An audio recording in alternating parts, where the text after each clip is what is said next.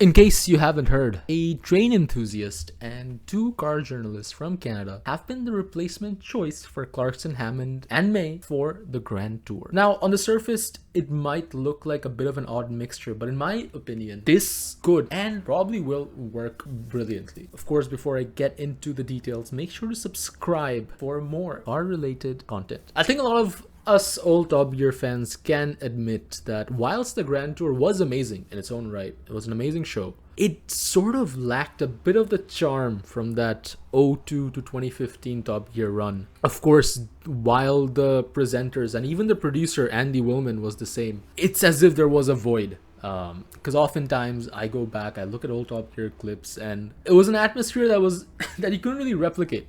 You know, it had that quirky British charm to it.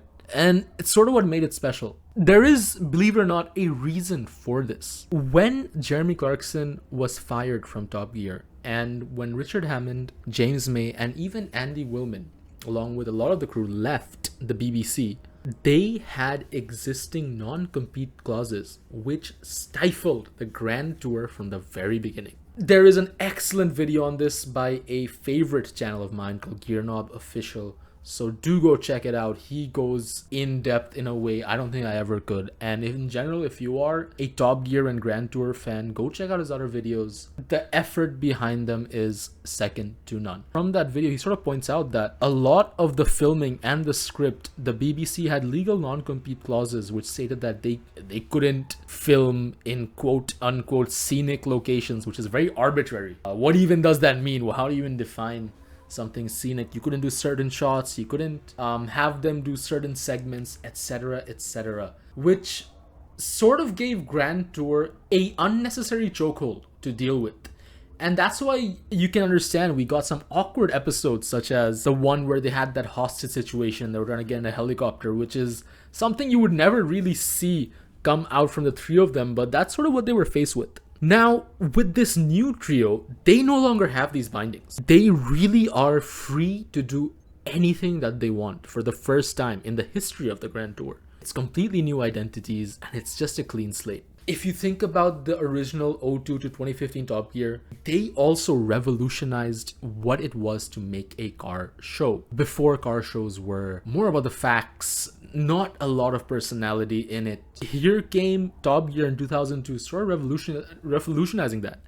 And I think we are at that crossroads right now. If you look at the duo at Throttle House, they are excellent car presenters in their own right. They have their own chemistry. They don't need to be trained or told to do anything when it comes to presenting cars and talking about cars. I think why a lot of other shows, including the new iteration of Top Gear and even the Top Gear spin-offs like Top Gear America and so on and so forth, why they all failed was that they were just trying to replicate the format that Clarkson, Hammond, and May left off. And it felt forced. No one could be themselves. There was that shadow towering over them that they need to be like Clarkson, Hammond, and May. That's the mantle that they're holding up. And as a result, we just got half-hearted, shabby content. Now, for the first time, that no longer exists. We need to look at this as a completely new TV show.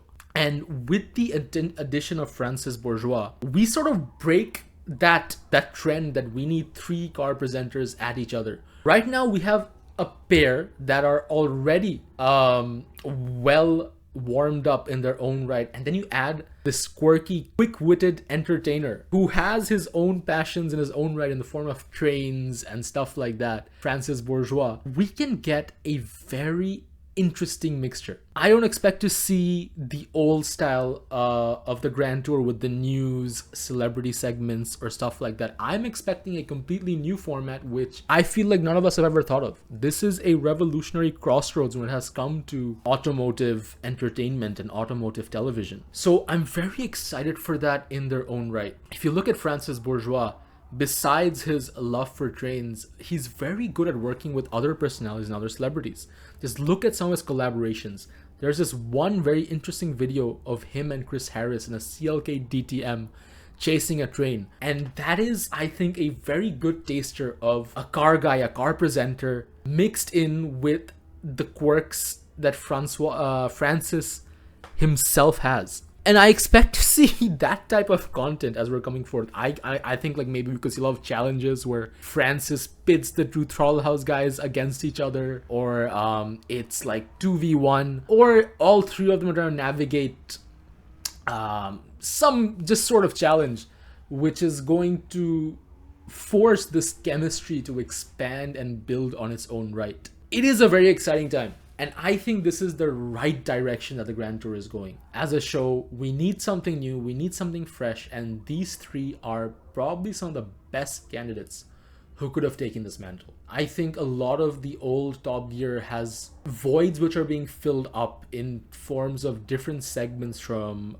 automotive YouTubers and media creators. I mean, if you look at Doug DeMuro's This Car Pod, I think it's the most listened to automotive podcast. And it's three people talking about cars, is the news, just how it was, in Top Gear, just how Conversation Street was in Grand Tour.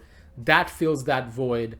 When it comes to challenges, I think YouTubers are a dime a dozen. There's like Whistling Diesel, Cletus McFarlane, they all do absurd things. And that has its own genre over there. Of course, you have the likes of Speed and Donut Media. They've all been inspired by Top Gear. They've said countless times, the presenters over there. So the void of that has evolved and filled up in its own right. So it's time for something new, and I am very, very excited for what the future holds, and I only wish them the best. So guys, that was my 2 cents on this entire situation. I'm sorry it was a bit of a yapathon, but do let me know your thoughts in the comments below. How do you guys think the Grand Tour is gonna be? What do you think this whole dynamic is gonna be about, and what type of content can we expect to see with these three coming in? So once again, this was Sam Synced from Unsynced, and it's good morning, good evening, and good night, wherever in the world that you are.